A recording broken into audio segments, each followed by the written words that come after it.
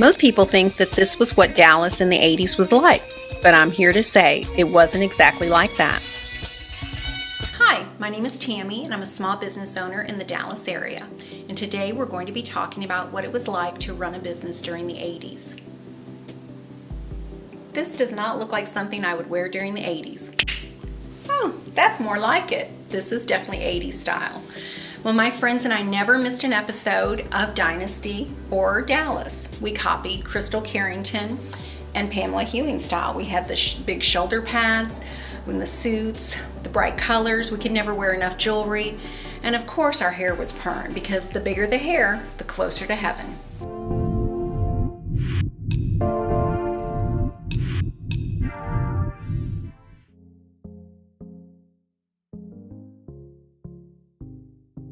And I remember the culture back then. It was great. It was Madonna and Whitney Houston, George Strait, Billy Joel.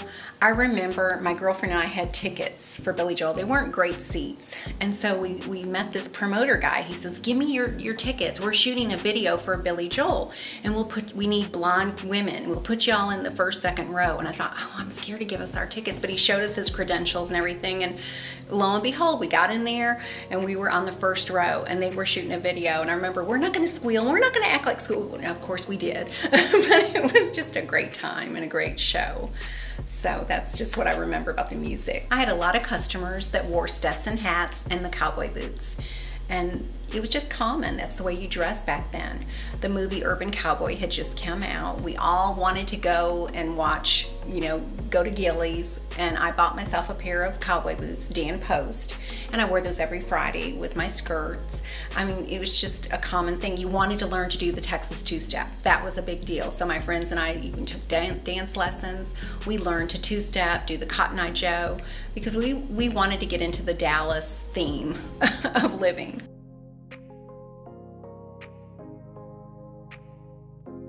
And business was different back then. There really weren't that many women mentors, but one of my mentors was Mary Kay Ash. And she was an amazing woman, and you knew her presence was everywhere in Dallas because you could just look around and see all the pink Cadillacs. And I once stood in line an hour for her to sign the book she wrote called You Can Have It All.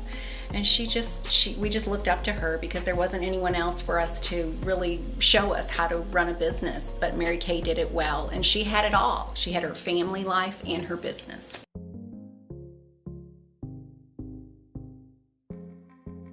Business practices. Well, back then we really didn't have lengthy contracts like we have now. Your integrity was everything. Your personal reputation. Business was based on a handshake. And I developed so many wonderful relationships that I had so many customers calling and just referring me. I had this one customer, his name was Earl Palmer, and he'd say, hello, Tammy, this is Earl the Pearl. I need me some girls. He was so funny. And he would, send me to other printers in that area. So everything, my reputation was everything to me, and it was everything to my customers. And they trusted me and I trusted them. And that's how business was back then.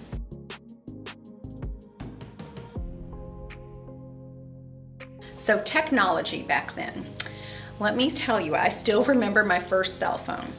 It was huge. It was mounted on my console of my car, and when I was away from the car, the phone or the horn would ring so loud, and it would be so embarrassing because my customer would say, Tammy, is that your car? And I'd race out there to answer it, and I have broken my heel, I don't know how many times, just trying to race to get the phone so the horn would stop blowing.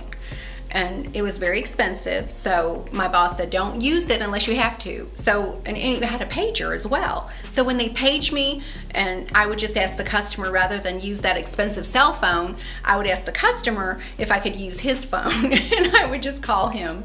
And that's what I did for a long time.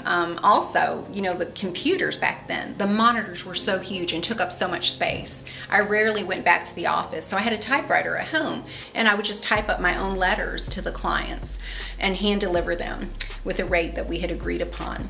And I had a Rolodex, and my little Rolodex, I'd spin it, had all the information of my clients on it.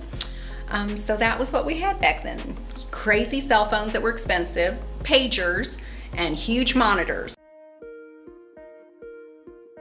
Now with a click of a button, We can find out anything we need to know thanks to the internet. Our cell phones are handheld computers. Zoom calls, very common in 2020. Google Maps, if I'm lost, shows me the way home. We've got everything at our fingertips, but I find in 2021 and 22, we're missing the human touch.